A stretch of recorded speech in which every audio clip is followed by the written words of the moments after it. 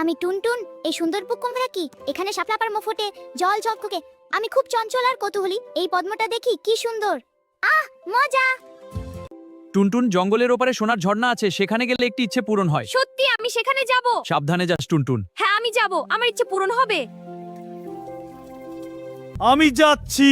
টুনটুন না, তুই বড় মাছের খাবার হয়ে যাবি। পথ অনেক কঠিন। থেমে যা টুনটুন, ফিরে আয়। আমি সাহস করে যাচ্ছি। এই শুকনো মাঠ আমাকে আটকাতে পারবে না। ওয়াও, কি বিশাল নদী! স্রোত এত জোরে, তবু আমি পার হব। প্রায় পৌঁছে গেলাম। ওয়াও, দারুণ! ভয় করছে। আমার পিঠে চড়ে বসো, আমি তোমাকে পার করে দেব। ধন্যবাদ। কে তুই? থাম। তুমি যদি আমার ধাঁধার উত্তর দিতে পারো তবেই যেতে পারবে।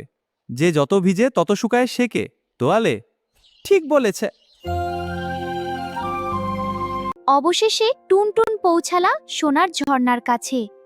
ঝর্ণা সত্যিই সোনার মতো ঝলমল করছিল। বল ছোট্ট ব্যাং, তোমার ইচ্ছে কি?